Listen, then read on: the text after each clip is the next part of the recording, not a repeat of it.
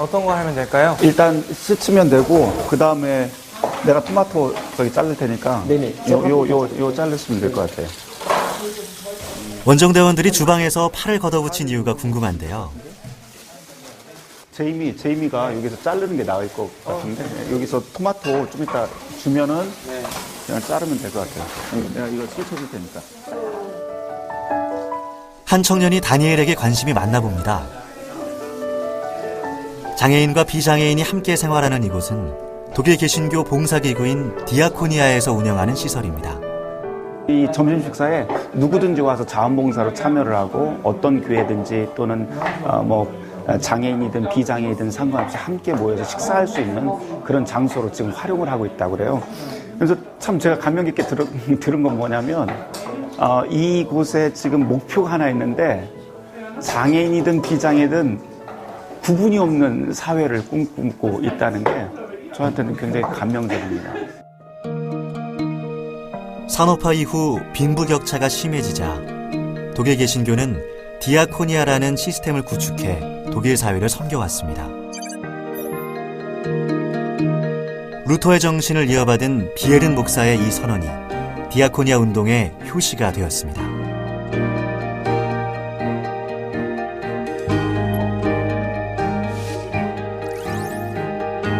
디아코니아의 어원은 시중들다라는 뜻의 헬라어입니다. 이 어원에서 출발해 구제, 봉사, 섬김의 의미를 갖게 됐습니다.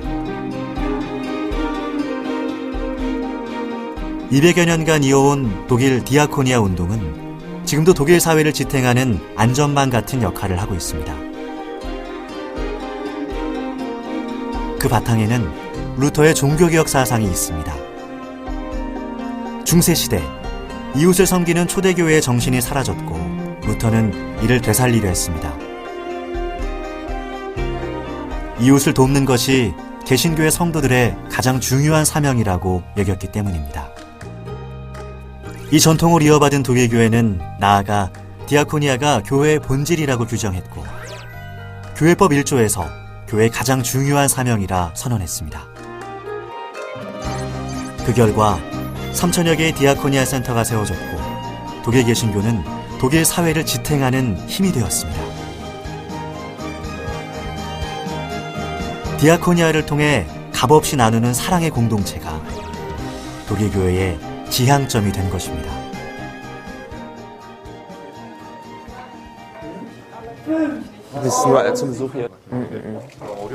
이곳은 서로가 서로를 돕는 공동체이기 때문에 장애 여부가 아무런 문제가 되지 않습니다. 디아코니아에서는 이웃을 일방적으로 돕는 것이 아니라 친구가 되길 원합니다. 이들처럼 말이죠.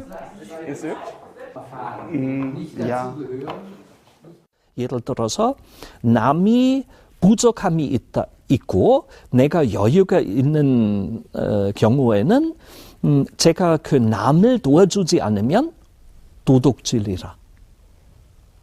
십계명 위반이다. 또 만약에 그 부족함이 있는 사람은 굶주리고 죽으면 또 내가 여유가 있는 사람이라면 제가 살인도 했다. 이렇게 십계명을 심각하게 해석해서 Menschen, die in sozialen Notlagen sind und durch den Sozialstaat nicht erfasst werden. Das ist ja der eigentliche Auftrag der Diakonie, sich den armen Menschen, den Exkludierten am Rand der Gesellschaft zuzuwenden. Und das ist eine Herausforderung und viele Einrichtungen haben sich darauf eingestellt und bilden nun heute ein sogenanntes diakonisches Profil aus. 드디어 원정대원들이 준비한 식탁이 차려졌네요.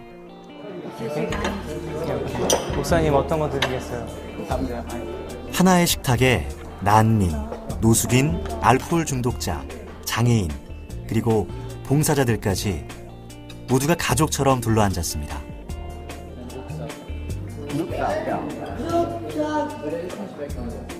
우리 원정대원들도 음식을 나누며 마음까지 나누고 있습니다. Christian, my name is Jamie. Jamie? Yeah. Nice to meet you. Nice to meet you.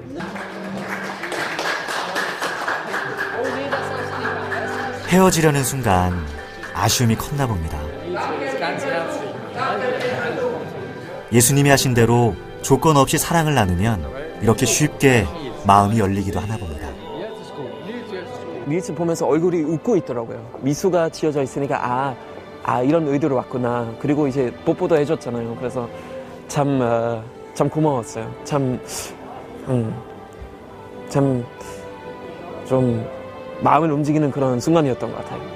심한 경우에 알코올 중독자들도 있었지만 그 모두가 다 배제되거나 소외되지 않고 사람 대접을 받고 있는 모습을 보니까 이게 바로 만인사제직이구나. 이게 바로 우리 종교개혁자들이 꿈꿨던 성경에서 발견했던 진짜 진리구나 하는 것을 오늘 발견할 수 있어서 너무 감사했어요.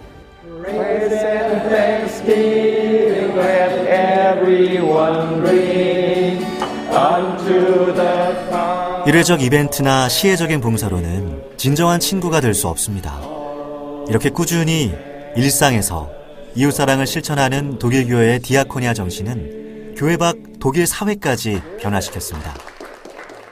그 가난한 사람을 돌봐야 한다는 것이 강조되므로 결국은 독일, 스웨덴, 노르웨이, 핀란드, 덴마크, 루터교 국가들이 모두 복지가 굉장히 향상되어 있고요. 그 외에도 루터의 영향은 굉장히 큽니다. 그래서 최근에 책이 하나 나왔는데 도이칠란드, 루터란드, 독일 곧 루터의 나라, 이런 책이 나왔어요. 독일 수도 베를린 근처의 작은 루터 교회입니다. 평범하게 보이는 이 교회는 독일 사회에서 많은 화제를 모으고 있는 곳이라고 하네요.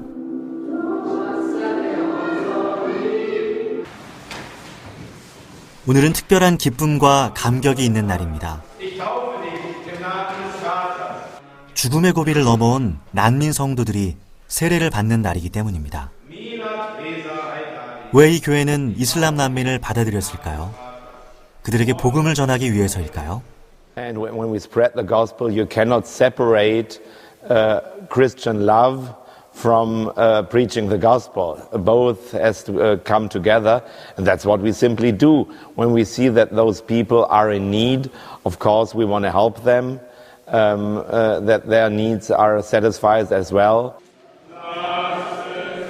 우는 자들과 함께 올라는 성경의 가르침과 루터의 종교개혁 사상을 바탕으로 그저 조건 없이 베풀었다는 교회.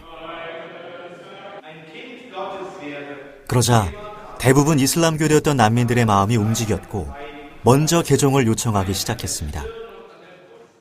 Always, so sometimes I talking with my mother and she says, "Come and become a Christian, become a Muslims, and you can live in here." I said them, "You don't know about Christian, don't tell about Jesus." And maybe I pray for them that one day they believe to Jesus and know about it. 조건 없이 이웃을 껴안는 선한 사마리아인이 되는 것.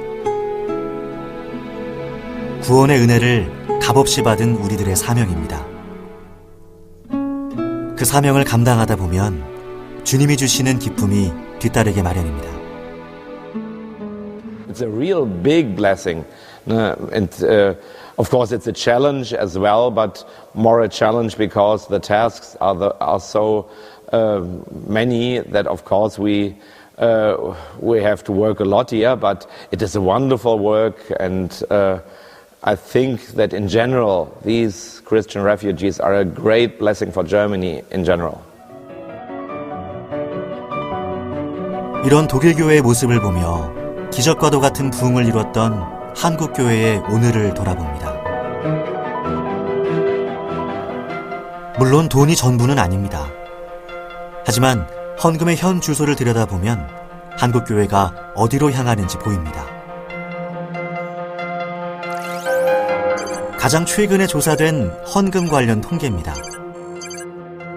교회 재정의 3분의 2 가까이를 내부 운영에 쓰고 있는 것으로 드러났습니다. 재밌는 통계도 발견됐습니다. 다른 종교보다 압도적으로 많은 기독교의 대출은 무엇을 의미할까요? 건축 관련 부채 아닐까요?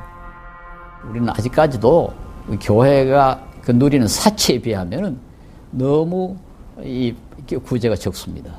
사실은 교회 사치를 줄이고 교회 자체의 비용을 아주 획기적으로 줄여야 되거든요. 반면 조금 특별한 교회도 있습니다. 매주 나눠주는 주보에 교회의 수입뿐만 아니라 지출 내역까지 투명하게 공개하고 있다고 합니다.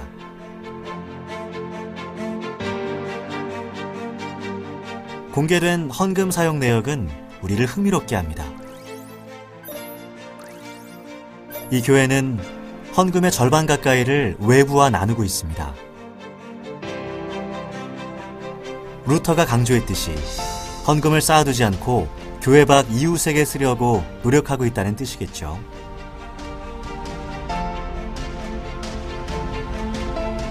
이 교회처럼 노력하는 교회도 적지 않지만 왜 상당수 한국 교회는 손가락질을 받고 있을까요? 루터는 교회가 성도들끼리만 소통하며 만족하는 마치 우물처럼 답답한 공동체가 되는 것을 원치 않았습니다. 그런데도 그동안 한국 교회는 교회 밖 어려운 이웃을 외면하고 오히려 울타리를 더욱 높여왔습니다. 나만의 구원과 교회 안에서의 은혜를 더 강조해온 셈입니다. 디아코니아를 한다라는 것은 우리 교회 안에서 이루어지는 게 아니라요, 사회적으로 우리가 무엇을 해야 하느냐의 문제거든요. 그러기 위해서는 한국교회의 관심이 이 공공성에 있어야 된다고 생각됩니다. 지금까지 그 디아코니아라는 것이 교인 늘리기 위한 일들이었고 전도의 한 방편이었고, 그러다 보니까 교회들이 다들 뭐 예를 들어서 100만 원은 넣었으면 한 명이 전도돼야 된다, 뭐 이런 생각을 갖고 있거든요.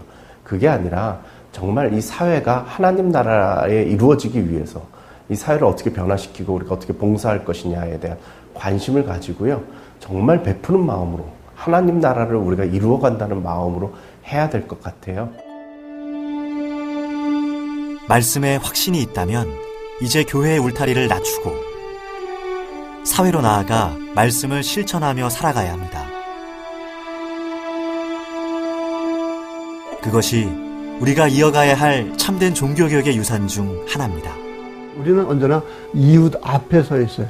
이건 평신도 모든 사람들이 가지고 있는 과제들입니다. 그 앞에 있는 그 과제들을 왜 성장 못하고 교회 안에서 기독교인들은 왜 은혜 받으려고만 하고 왜 방관자로만 있으려고 합니까? 왜 익명의 그리스도인으로 머물러 있으려고 합니까? The church, and who is the church? It's the people. They are not living at a different planet. They are living on this earth and they are living in their society.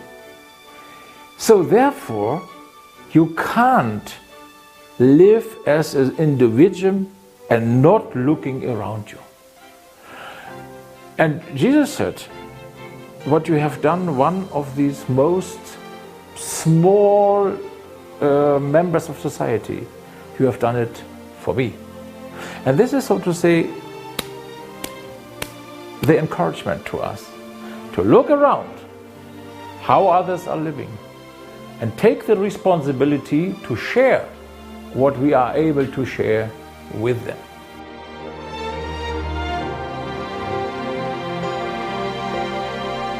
루터가 성경을 번역하면서 꿈꾸었던 성도는 어떤 모습이었을까요? 적어도 나만 구원받길 바라거나 부족함 없이 사는 게 축복의 전부라 여기는 성도는 아니었을 겁니다. 종교개혁 500주년, 루터가 꿈꾸던 세상과 교회를 어떻게 이 땅에서 만들어갈 수 있을까요?